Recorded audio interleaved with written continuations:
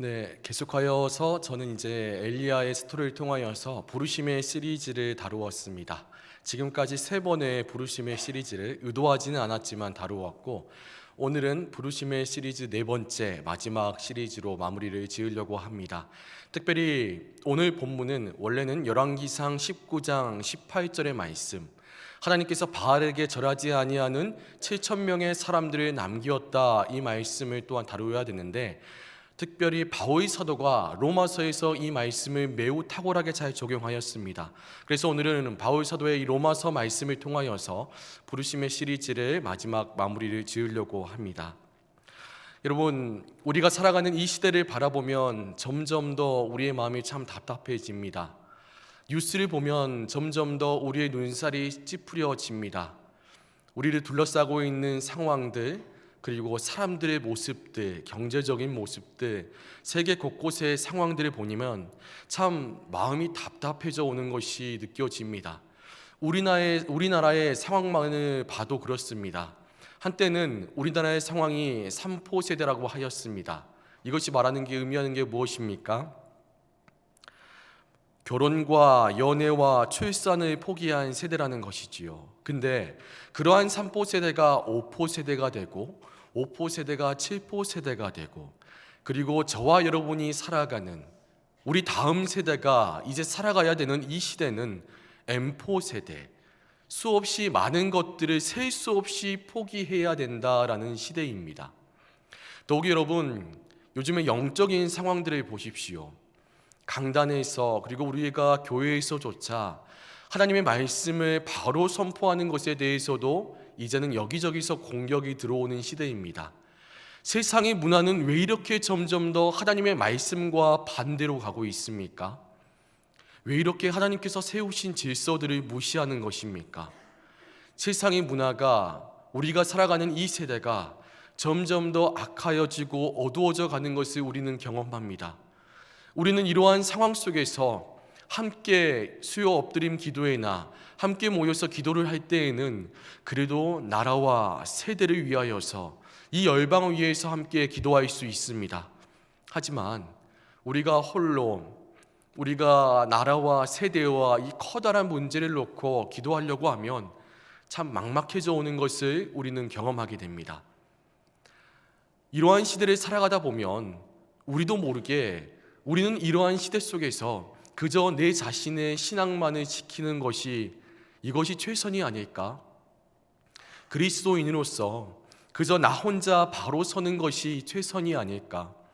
나라적인 문제, 세대적인 문제, 이 커다란 문제를 도대체 내가 어떻게 할 수 있단 말인가? 점차 작아지는 우리의 모습들을 발견하게 됩니다. 여러분, 점점 분명한 것은 우리가 살아가는 이 시대는 점점 더 어두워져 갈 것인데, 사람들은 점점 더 분을 풀지 아니하고 점점 더 악해져 갈 것인데, 세상의 문화는 하나님의 말씀과 점점 더 반대지어져 갈 것인데, 우리는 이러한 세대를 살아가면서 점점 더 그러면 움츠러들어야 되는 것입니까? 이 시대는 그러면 이제는 소망이 없는 것입니까? 우리는 이러한 시대를 살아가면서 그저 낙심할 수밖에 없습니까? 오늘 본문의 바울 사도는요, 너무나도 분명하게 담대하게 말을 하고 있습니다. 그럼에도 불구하고 우리 가운데 소망이 있다, 여전히 우리 가운데는 소망이 있다라고 말을 하고 있습니다. 여러분, 오늘 본문의 앞장인 로마서 10장 마지막 절을 보면 이러한 말씀으로 마무리가 됩니다. 10장 21절입니다. 이스라엘에 대하여 이르되 순종하지 아니하고 거슬러 말하는 백성에게 내가 종일 내 손을 벌렸노라 하였느니라. 로마서 앞에 부분, 오늘 본문 11장 앞에 부분까지 내용을 보면 하나님께서 이 땅에 독생자 예수 그리스도를 보내셨습니다. 예수님께서는 이 땅에 하나님의 나라에 대해서 하나님이 누구이신지, 자신이 누구이신지 드러내시면서 복음을 증거하셨습니다. 예수님께서 곧 길이요 진리요 생명이시고, 이스라엘 백성들이, 구약의 선지자들이 그렇게 수없이 외쳤고, 이스라엘 백성들이 그렇게 기다렸던 메시아가 바로 예수 그리스도라는 것을 예수님께서는 말씀하셨습니다. 하지만 이스라엘 백성들은 예수님을 메시아라 인정하지 않았습니다.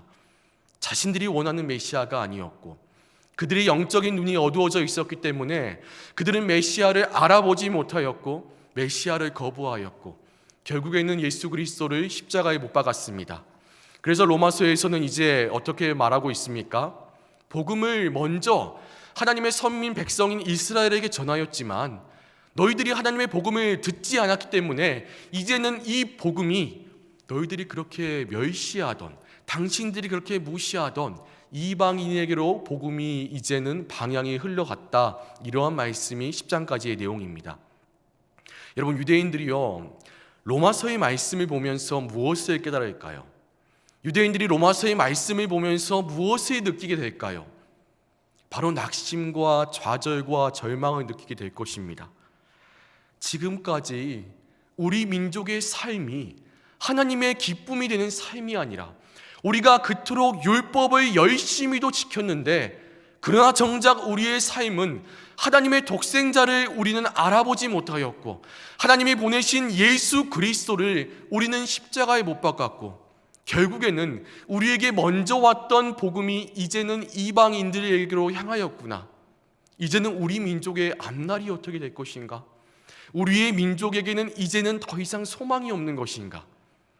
여러분, 유대인들이라고요, 모두가 다 예수님에 대해서 믿지 않고 예수님을 거부하지 않았습니다. 유대인들 중에서도 소수이지만 깨어있는 유대인들이 있었습니다. 이 깨어있는 유대인들, 그들이 오늘 이 바울 사도의 로마서를 보면서 어떠한 감정을 느꼈겠습니까? 너무나 절망적이었겠지요. 로마서의 그 선명한 복음의 메시지를 통하여서 자신과 자신의 민족의 죄악됨을 낱낱이 발견하면 발견할수록 그들은 큰 절망을, 큰 낙심을 경험하였을 것입니다. 그런데 오늘 바울 사도는 이러한 이스라엘 백성들을 향하여서 너무나 확고하고 담대하게 말합니다. 아니라 그럼에도 불구하고 이스라엘에게는 소망이 있다. 여전히 소망이 있다 말을 하고 있습니다.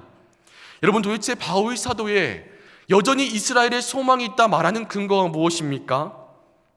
바울 사도는 어떠한 근거를 가지고 이스라엘에게 여전히 소망이 있다라고 담대히 말하고 있습니까?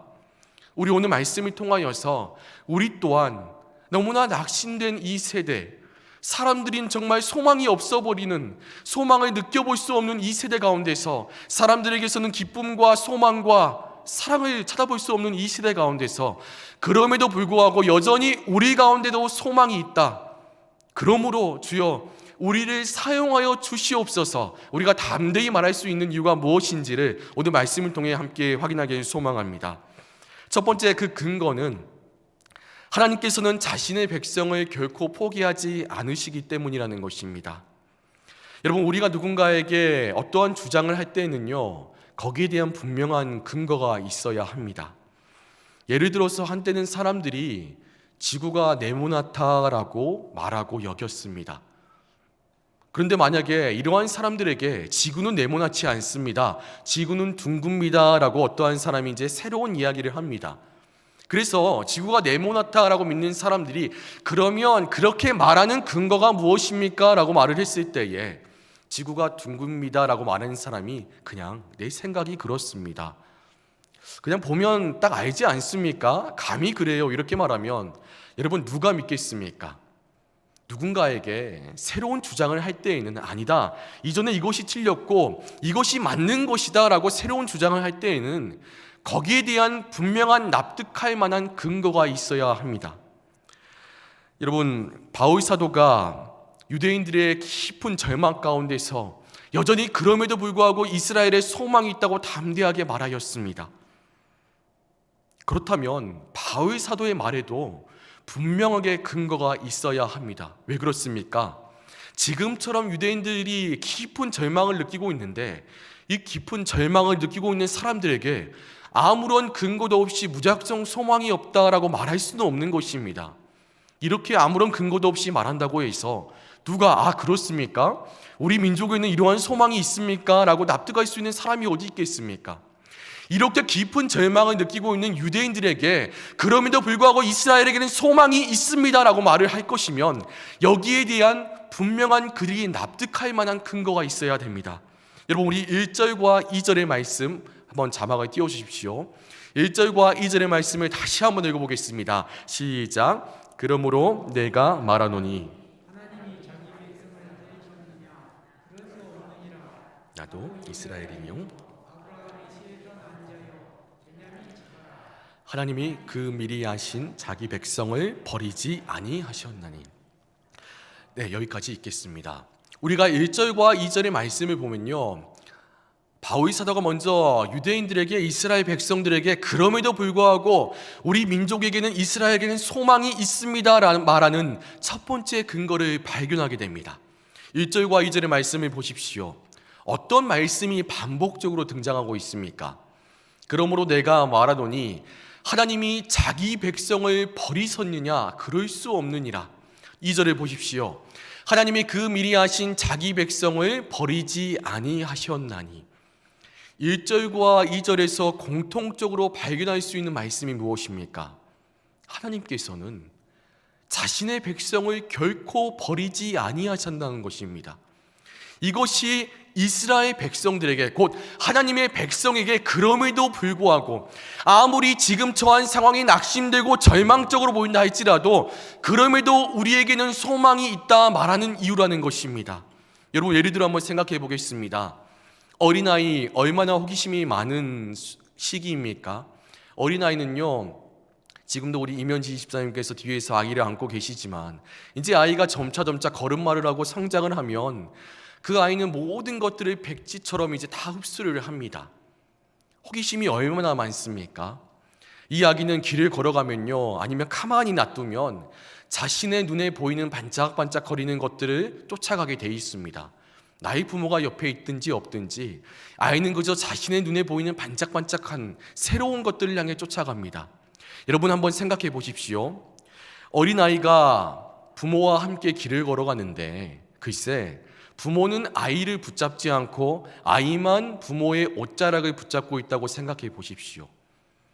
부모님들이라면 모두가 다 소스라치게 놀랄 것입니다. 왜 그렇습니까? 이 아이는 언제든지 새로운 것을 보면요, 한눈을 팔면서 부모를 떠날 것이기 때문입니다. 즉, 아이가 부모의 옷자락을 붙잡고 있는 이 모습을 볼 때에는 아이에게는 소망이 없습니다. 아이는 지금 매우 위험한 상황입니다.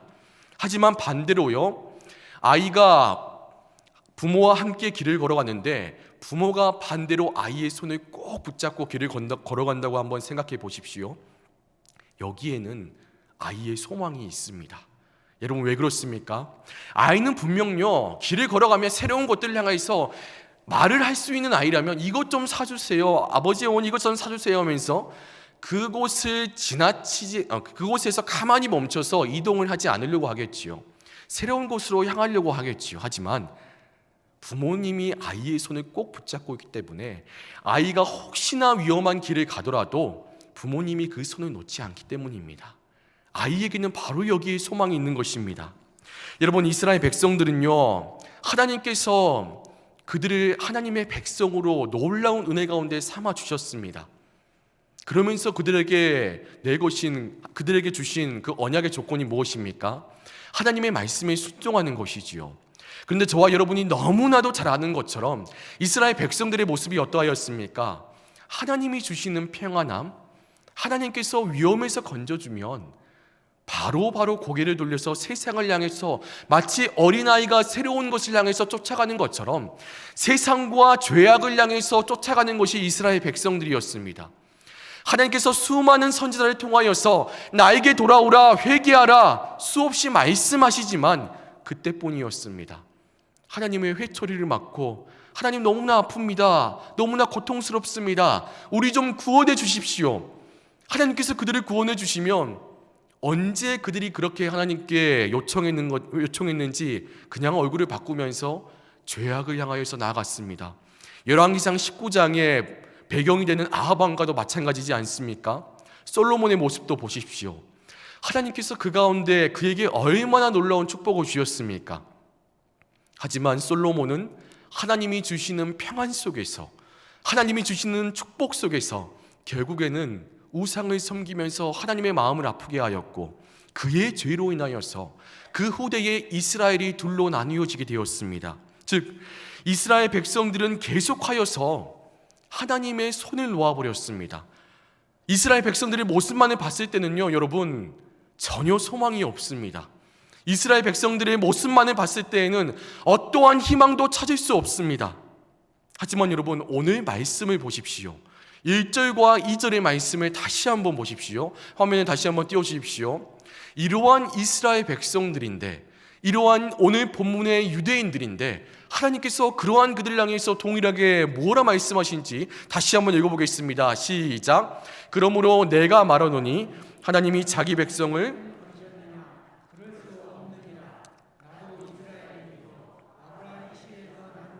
베냐민 지파라. 하나님이 그 미리 하신 자기 백성을 버리지 아니하셨느니라. 미리 하신 자기 백성, 곧 이 땅의 모든 기초가 놓아지기 전부터 하나님께서는 이미 예수 그리스도 안에서 하나님의 백성들을 삼으셨는데, 중요한 것은요, 우리의 결심과 우리의 약속은 얼마나 쉽게 흔들립니까? 나와 함께 이 길을 영원히 함께 걸어갑시다 하지만 서로의 관계가, 서로의 감정이 틀어지면 이 관계가, 이 약속이, 이 언약이 쉽게 깨트려지는 것이 우리의 언약이고 우리의 결단이고 우리의 약속입니다. 하지만 여러분, 하나님의 택하심은, 하나님의 약속은 틀립니다. 창세전부터 이 시간의 개념을 여러분 감으로 잡히십니까? 너무나도 아득히 먼 시간에서부터 예수 그리스도 안에서 우리 한 사람 한 사람들을, 이스라엘 백성들을 하나님의 백성으로 삼으셨습니다. 그런데 하나님께서는요, 한번 하나님의 백성으로 삼으신 하나님의 백성들은 그들이 어떠한 모습이든지, 그들이 어떠한 삶을 순간순간, 심지어는 하나님을 떠나서 살아가든지 하나님께서는 결코 포기하지 않으신다는 것입니다. 하나님께서는 어떠한 일이 있어도 우리는 설령 하나님의 손을 먼저 놓아버릴 수는 있으나, 우리는 세상의 것들 속에서 하나님의 손을 수없이 놓지만 하나님은 어떠한 경우에서도 하나님의 백성의 손을 결코 놓지 않으신다는 것입니다. 여러분, 하나님의 백성의 소망이 바로 여기에 있습니다. 이런 우리의 모습만을 봤을 때는 우리는 소망이 없습니다.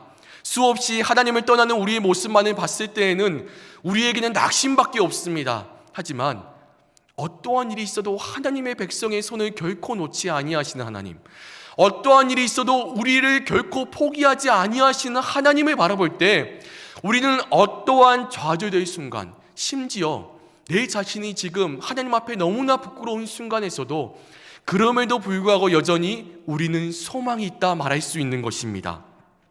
여러분, 요즘 시대를 바라보면 답답하십니까? 요즘 시대, 요즘 세대를 바라보면 절망스러우십니까? 아니면 변하지 않는 혹여나 내 자신, 나의 가족들, 내 주변의 사람들을 보면 실망이 되시고 답답하십니까?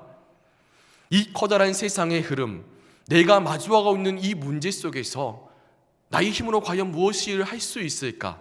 이런 무기력함을 경험하고 계신 분이 있습니까? 하지만 여러분, 그럼에도 불구하고 바울 사도의 담대함과 같이 여전히 우리에게는 소망이 있습니다. 여전히 우리에게는 희망이 있습니다. 여러분, 우리가 누구입니까? 하나님의 백성입니다. 하나님의 백성은요, 누구의 통치를 받을까요? 하나님의 통치를 받습니다.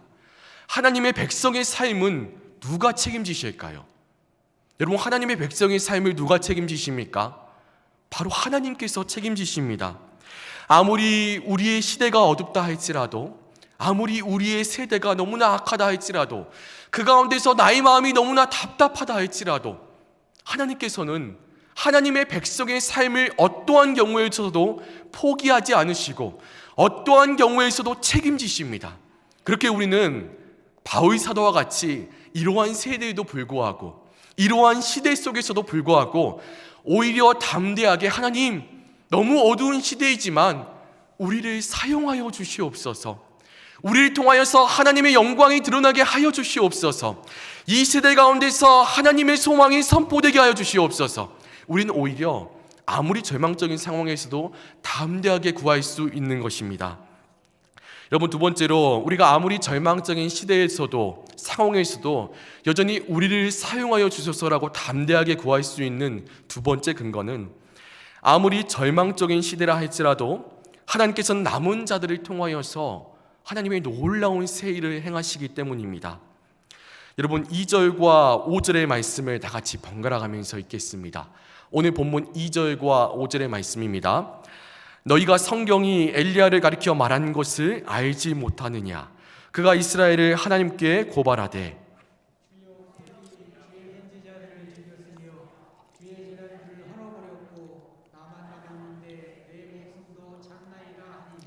그에게 하신 대답이 무엇이냐? 내가 나를 위하여 바알에게 무릎을 꿇지 아니한 사람 7,000명을 남겨두었다 하셨으니 그런즉 이와 같이 지금도 은혜로 택하심에 따라 남은 자가 있느니라.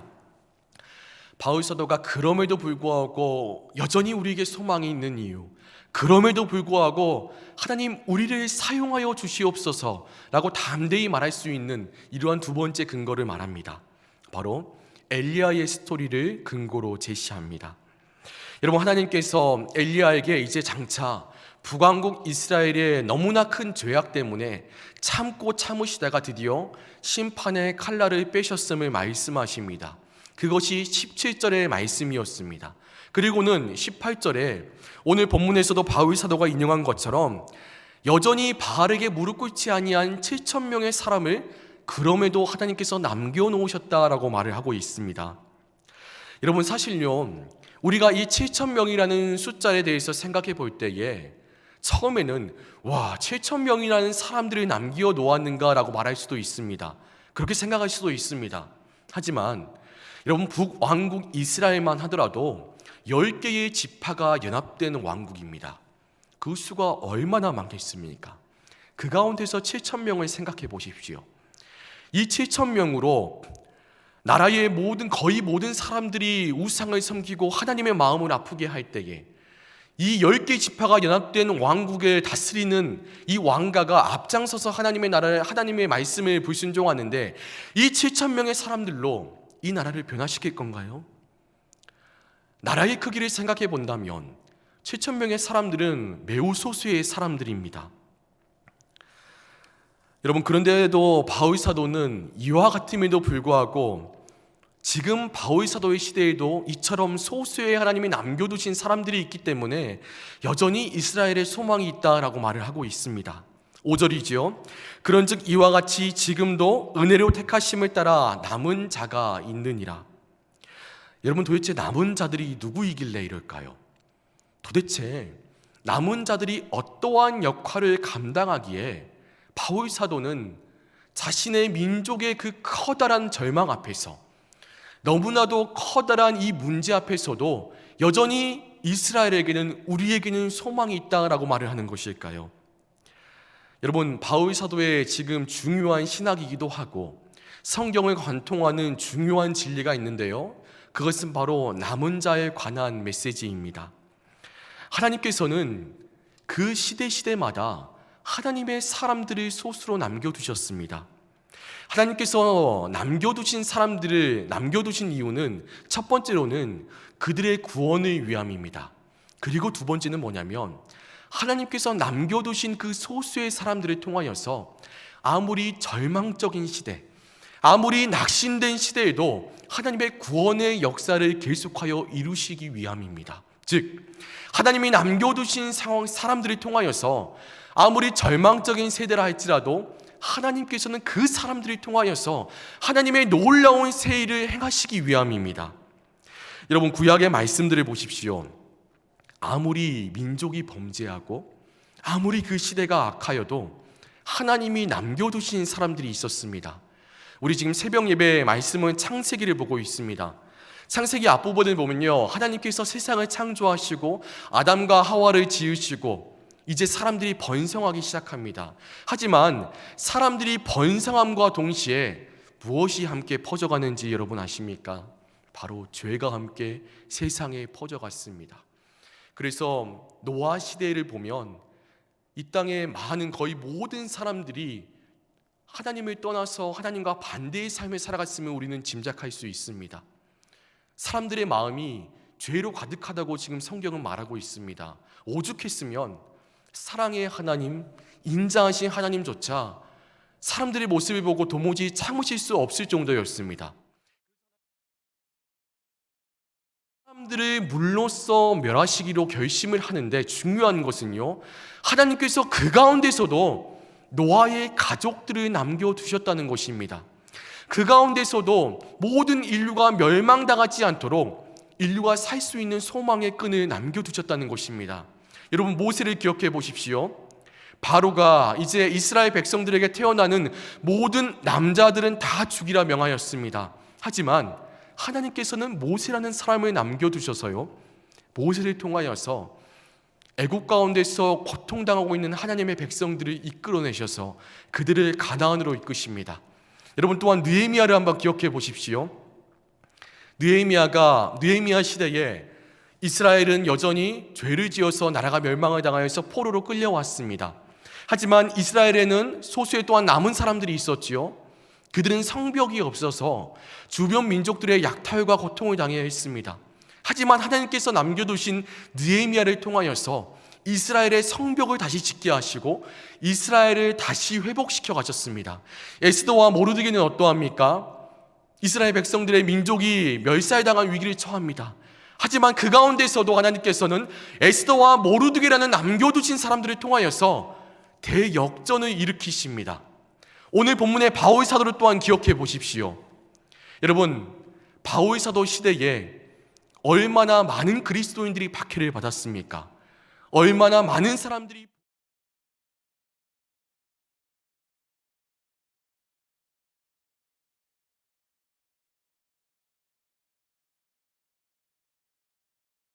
바울 사도를 남겨두셔서 하나님께서는 바울 사도가 가는 곳곳마다 교회가 세워지게 하시고 복음이 증거되게 하셨습니다. 유대인들은 여전히 복음을 들으려고 하지 않습니다. 하지만 하나님께서는 그럼에도 불구하고 바울 사도를 통하여서 껴있는 소수의 유대인들이 복음을 만나게 하시고 이방인들에게 복음을 전하게 하셨습니다.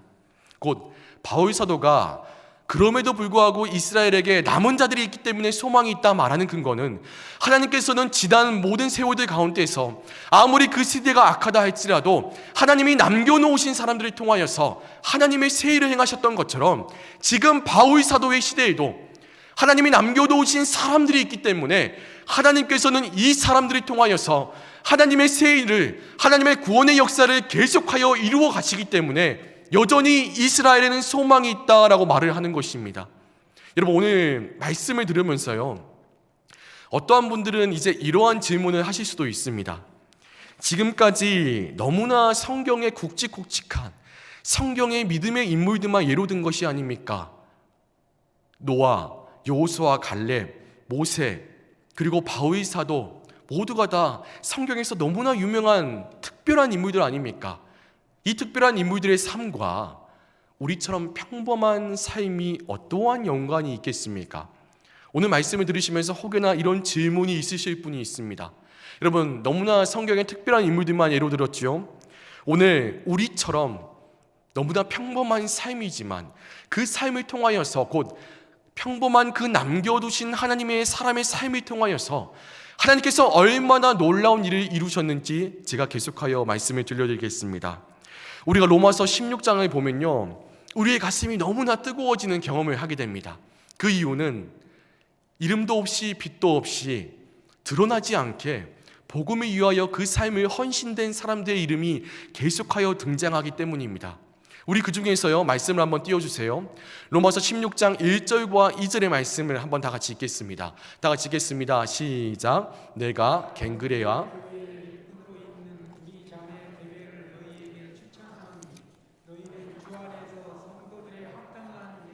그를 영접하고 무엇이든지 이는 그가 여러 사람과 나의 보호자가 되었습니다. 오늘 여러분들에게 소개해드리고 싶은 인물은 여기에서 어떤 분들은 너무나 생소하신 이름일 것입니다. 바로 바울 사도 시대의 베베라는 자매입니다. 여러분, 이 베베라는 자매는요, 갱그레아 교회에서 너무나 이름난 주님의 일에 열심으로 소문난 자매였습니다. 당시 갱그레아 교회는 바울 사도가 로마서를 기록한 고린도에서 약 2.4km 떨어진 곳에 있었습니다. 바울 사도가 로마서를 기록하는데 이 로마서를요, 누군가는 로마에 전달을 해야겠지 않습니까? 그 험난한 여정에 자초한 자매가 바로 이 베베라는 자매입니다. 여러분, 그 당시에는요, 지금 이처럼 이렇게 얇은 종이가 없었습니다. 양피지라는 매우 두꺼운 그곳에 글을 써야 했습니다. 로마서의 그 내용을 양피지에 기록했다고 생각해 보십시오. 그 무게가 얼마나 무겁겠습니까? 그런데 이 베베라는 자매가 자처하여서 그 무거운 양피지로 적힌 로마서를 들고 이제 로마로 향하는데요. 당시 이제 갱그레아 고린도에서 로마로 향하는 방법은 100길이 있는데, 여러분도 이제 버스를 타보시지요. 버스를 타면 직행의 버스가 있고 직통의 버스가 있습니다. 직행의 버스는 뭐죠? 가격은 좀 더 저렴하지만 돌아가야 합니다. 하지만 직통은 있지요. 가격은 좀 더 비싸지만 돌아가지 않고 다이렉트로 가는 것이지요. 베베라는 자매가 로마로 가는데 방법도 이처럼 두 가지입니다. 직행으로 가느냐, 직통으로 가느냐. 그런데 직통으로 가려면요, 배를 전체를 대절을 해야 되는데 그 비용이 한 사람이 감당하기에 얼마나 비싸겠습니까? 그래서 베베라는 자매는 어쩔 수 없이 직행이라는 이 배를 탔는데, 이 배가 이제 여기저기를 둘러서 가는데 날씨가 좋지 않고 그러면요, 로마까지 가는데 3개월이라는 시간이 걸립니다. 여러분, 그 당시 여성의 지위를 생각했을 때에 거친 뱃사람들 속에서 얼마나 많은 고생을 했겠습니까? 직통으로 가면요, 날씨가 좋고 그러면 15일 만에 갑니다. 하지만 베베라는 자매는 직행에 가는 배를 통하여서 3개월에 거쳐서 이탈리아에 있는 항구에 도착을 하는데요, 그게 다 끝이 아닙니다. 그곳에서 로마에 있는 곳까지 200km를 또한 가야 합니다. 여러분, 당시 차가 있었겠습니까? 기차가 있었겠습니까? 당시에 또한 치안이 어떠합니까? 베베라는 자매는 자처하여서 이 험난한 여정을 자처하여서 로마서를 들고 간 것입니다. 여러분, 베베라는 자매가 드디어 험난한 여정 끝에서 로마서를 이 로마에 전달하였는데, 나중에요, 이 로마서가 로마를 통해 전달되어지고 얼마나 사람들의 마음에 복음의 불이 지폈는지요. 여러분 또한 한번 들어보셨을 것입니다. 위대한 사상가, 위대한 신학자, 위대한 설교자 어거스틴이 바로 로마서의 말씀을 두고 그의 삶이 변화되었습니다. 로마서 13장 13절에서 14절의 말씀, 낮에와 같이 단정히 행하고 방탕과 술 취하지 말며 오직 주 예수 그리스도로 옷 입고 정욕을 위하여 육신의 일을 도모하지 말라. 종교개혁을 일으킨 마틴 루터, 그 또한 오직 의인은 믿음으로 말미암아 살리라, 이 로마서의 말씀을 듣고 가슴에 불이 붙어서 종교개혁을 감당하였습니다. 철로역정을 번역한 존 버년, 영국을 복음으로 들썩이게 한 존 웨슬리, 모두가 로마서를 읽고 그들의 삶의 변화를 경험하였습니다. 여러분, 지금도요, 베베자매가 로마서를 전달하여 주고 수많은 세월이 지났지만 지금도 세계 곳곳에서는 사람들이 로마서를 통하여서 복음을 만나고 예수 그리스도를 만나여서 그들의 가슴이 불이 붙어서 복음을 향하여서 헌신된 삶을 살아가고 있습니다. 지금도 이 놀라운 역사는 세계 곳곳에서 일어나고 있습니다. 브리스가와 아골라, 안드로니고와 유니아, 암블리아, 오르바노, 아벨레, 바울 사도의 친척 헤로디온, 이들의 공통점이 무엇인지 아십니까? 너무나 평범하지만 하나님께서 그 시대에 남겨두신 하나님의 사람들입니다. 다양한 직업의 사람들이었습니다. 사회 곳곳에서 다양한 삶을 살아가는 사람들입니다. 어떤 사람은 노예의 신분이기도 했습니다. 이방인 출신도 있었습니다. 중요한 것은요, 하나님께서는 제 아무리 절망적인 시대라 할지라도, 제 아무리 낙심된 시대라 할지라도 하나님이 남겨두신 소수의 사람들을 통하여서 하나님의 놀라운 새 일을 그 시대 가운데서 행하신다는 것입니다. 하나님의 사람들을 통하여서 영적으로 메마른 시대에 사막의 강물과 길을 내시는 것처럼 하나님의 은혜의 강물을 내신다는 것입니다.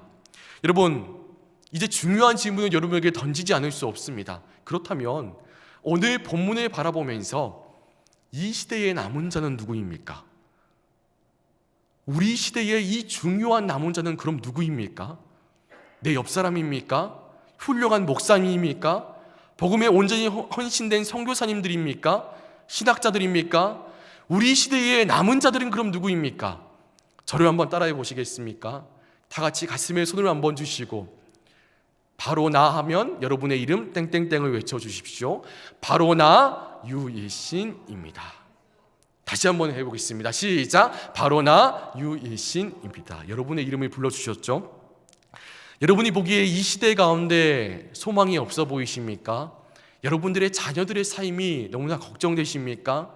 한 사람의 그리스도인으로서 너무나 움츠러듦을 여러분 경험하고 계십니까? 도대체 우리 시대에는 소망이 있을까? 희망이라는 것이 존재하는가? 사람들은 또 왜 이렇게 악해져 가는가?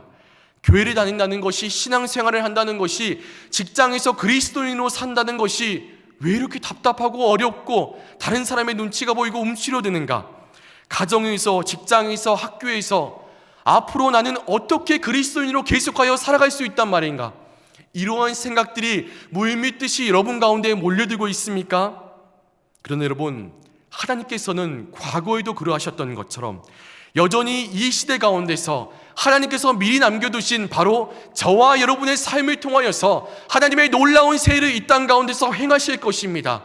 여러분들의 삶은 분명히 많은 수가 아닙니다. 예수님을 믿는 사람들이 이 시대 가운데서 많아봤자 여러분 전체 인구에 비해서 얼마나 비교가 되겠습니까? 우리들은 그 가운데서 많은 수가 아닙니다. 그 가운데서 나라는 사람들은 너무나 작은 존재입니다. 그러나 우리의 삶을 붙들고 사용하시는 분이 누구인가를 여러분 우리는 잊지 말아야 됩니다.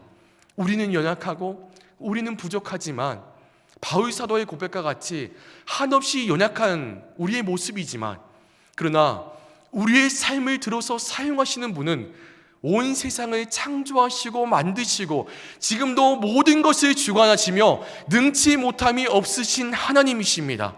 하나님께서 바로 저와 여러분의 삶을 통하여서 여전히 소망이 없다라고 말하고 있는 사람들에게도, 혹이나 이 시대를 바라보며 답답함을 여기고 있는 사람들에게도 하나님께서는 우리의 삶을 통하여서 소망을 증거하실 것입니다.